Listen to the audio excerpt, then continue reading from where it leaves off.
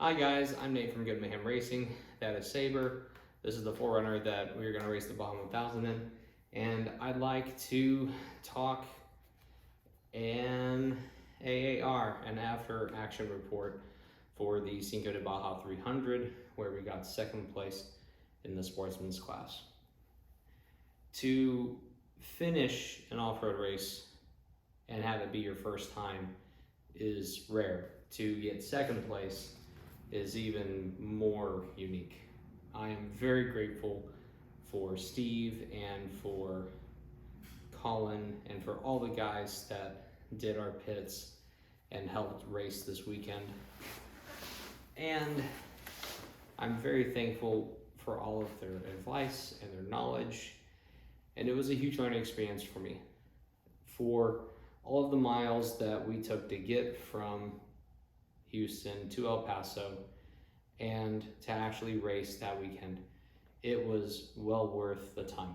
It was a very miniature Baja experience. Everything from the open race course to the culture that was out there to the commitment that was involved. It gave me a taste of what we are going to have to do for the 1000. And from a practical standpoint, it's way further away. The race is a lot longer. We need a lot more people. And as Steve Tayo put it, the Baja 1000 is this race times 5. The sportsman's class ran 200 miles, 3 laps rather than 5 for the pro guys. To be candid, I don't think any of the pro guys finished on time. Not 5 laps, because we should have been lapped multiple times by other race trucks for them to complete 5 laps, and we were only lapped by like 3 or 4 people. And it turns out like some of those guys that even lapped us only did it for 2 laps. So I'm very curious to see what the results are, but I really do think that the number of off-road cars that actually finished the Cinco de Baja 300 were very, very small. I mean, I doubt more than 5 of the full-size vehicles. Your side-by-sides and your dirt bikes, this track was definitely optimized for vehicles that size, and they could go way faster. And the rosters showed post-race for the morning that some of those guys did complete 5 laps. I just don't see it with the full-size trucks. For them to actually complete the Baja 300, they would have had to go not a little bit faster than us, a lot faster.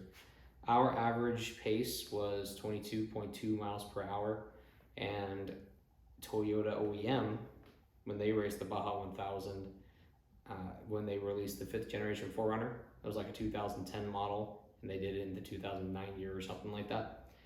They had an average race pace of like 23.1 or 23.4 miles per hour. That includes your pits, any flats, any time that you're stopped.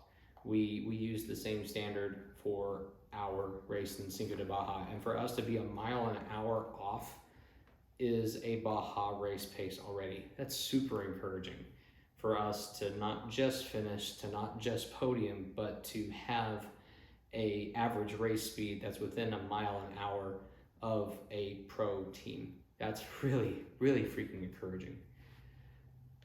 Those guys took the time to get everything dialed before they raced the Baja 1000, and we want to do the same. One big limiting factor on how fast we could go was springs. The shocks damped fine. The dampers were okay. I didn't feel like I needed more damping, but I definitely needed more spring rate. The whole idea of the spring is to keep the truck at ride height, and then for the bumps to be absorbed by the springs compressing and the shocks dampening the motion of the springs. And for how fast we were trying to go, my springs were too soft. Some guys, there's kind of 2 major different camps when it comes to suspension tuning. First are the guys that only focus on springs. Second are the guys that only focus on valving. And the guys that actually meet in the middle and tune the valving and the springs are the really hardcore guys. But for where I'm at right now, the simple thing to do is to increase the spring rate so that I can hit a bump harder and have the truck react faster so that we are not bottoming out as quick.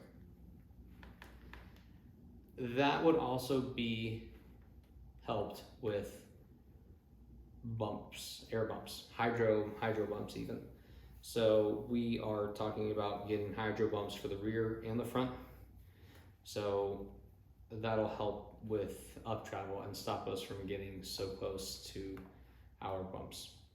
It was interesting because the actual rear firewall, it's loose, so it can wobble like a bass drum almost.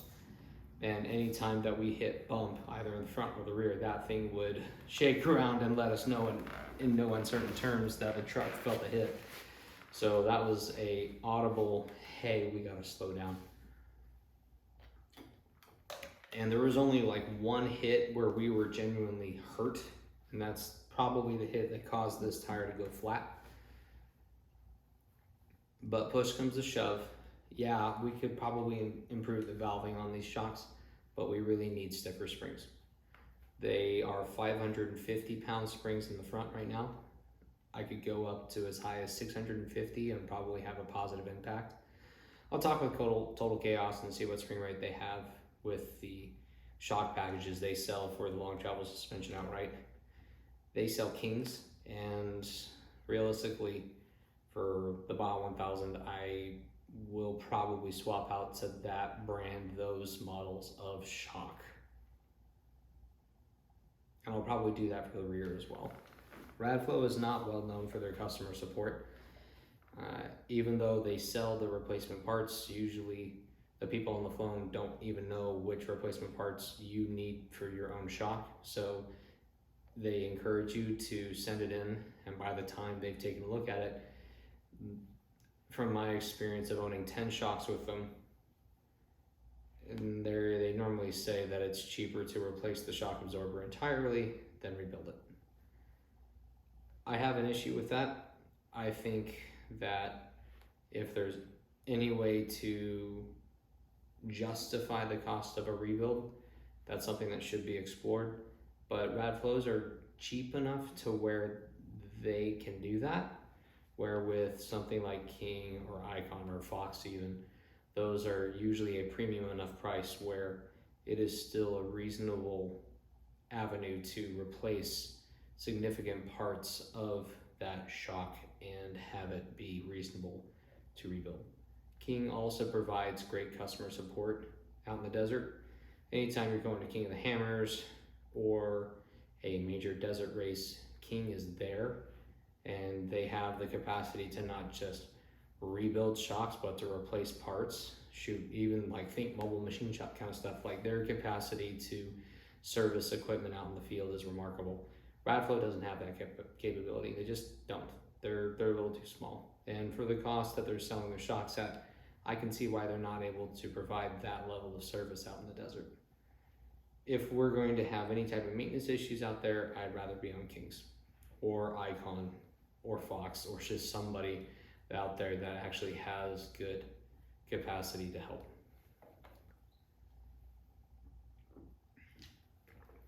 So stiffer spring rates, front and rear, more on the front. And bump stops, air bump stops, hydro bump stops, something to help the up travel at the very last limit of the 4Runner's travel. And the 4Runner wasn't fast. I think a stock Ford F-150, boring F-150, would pre-run faster than we could actually race. That's how soft my springs are. A Ford truck also has a longer wheelbase. Any truck would have a longer wheelbase than this vehicle, and that definitely helps in the whoops. There's a magical 120-inch wheelbase that a lot of race cars and race trucks try to hit to have a very stable driving through whoops and other obstacles. And with this vehicle having a 105-inch wheelbase, we can't do that. There's no way between here and there that we can make that work.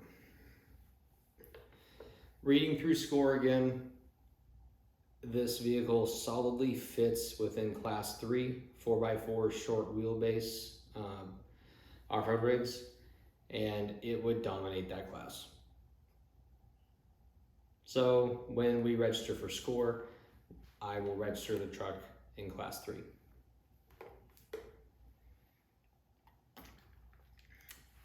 Comms were great, radios were fine. The Garmin was excellent. I've already provided a review on YouTube that covers our thoughts on that and how it can be improved. Go watch that if you want to, and like and subscribe if you want to keep track of what we're doing with this 4Runner and with desert racing. I also uploaded 3 videos of Cinco De Baja's race, actual lap 1, lap 2, lap 3. Steve did a lot of the filming, so did Colin with the drone shots and with some of the third-person shots. And any of the still photos you see, they were provided by like other photographers publishing their stuff on Facebook. I tried to reference them. If I didn't do that correctly, let me know and I'll fix it.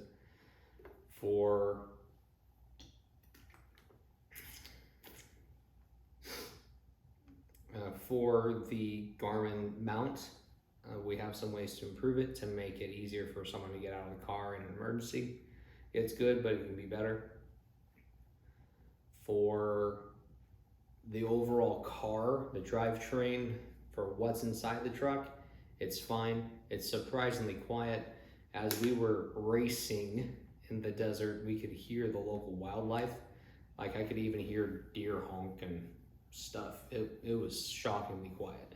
And all of the space that's provided by having a SUV really does allow you to store a lot of stuff. The back area of the truck where the passengers would sit, like the 3 rear people, that area of the truck got got a really good nickname. The walk-in closet. We could put so much stuff back there, so much tools, so much safety gear and equipment, and that is a luxury off-roading that I did not know I had. A lot of off-road race cars are really small. They have bare bones equipment, and the mere fact that we could put it in our truck and stuff it and not feel the weight penalty of it, since the truck was already so slow, great. We had a very robust offering, except for the floor jack. And the floor jack is something I did not have. I had a bottle jack for lap 1, and when we replaced the spare tire, Steve and I, we worked around that very unsafe bottle jack. And we got it back on the road. But yeah, as soon as I got home, I did my darndest to find a jack that would be good off-road, because we were borrowing Steve's for the last 2 laps. Fortunately, once we had the good setup, we didn't need it, but it would have been really handy in the first lap. We could have had a much higher mile-per-hour average, because it took almost like 30 minutes or so to change that spare tire when it should have taken like 3. Oh, a tool that I need to get is an impact wrench. I don't have one. For all the work that I do on this truck, I do not have an impact wrench. And to have one that I can use out in the field is smart as well. So it's not relying on air, it's going to be battery. And time will tell when I get it which one it'll be.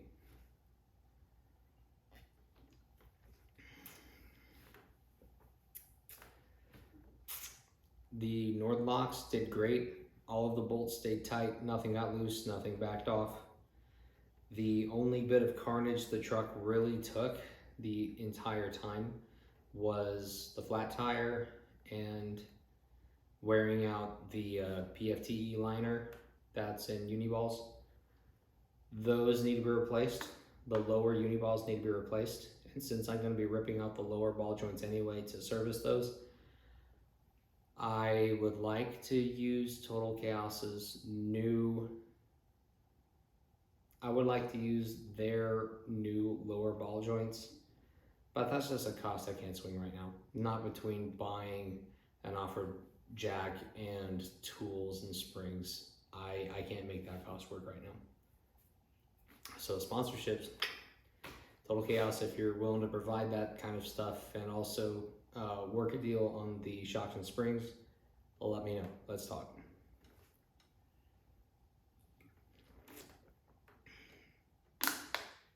But yeah, that was Cinco de Baja and everything that we wanted to improve after the fact. There were a lot of things that we learned about the logistics side of it. Oh, and if you're wondering, the cost of actually doing the race, as in going out there, doing the hotels, and coming back, for the driver, my cost of renting a truck, doing the hotels, towing a trailer, doing fuel, my overall cost was $10 per race mile. So on a 300-mile race, it was a $3,000 weekend, $10 per mile. Think of that way. So if you want to budget for off-road racing, think of that as a practical way to do it. And that's just for the sheer logistics before you get to the car. That doesn't include anything that happened with the 4Runner. That was just us getting there, us having fun, and us going home safely. As soon as you add more people, that cost goes up. And overall, it's a really cool hobby. It's such a cool hobby that if you can figure out how to make a business out of it, do it.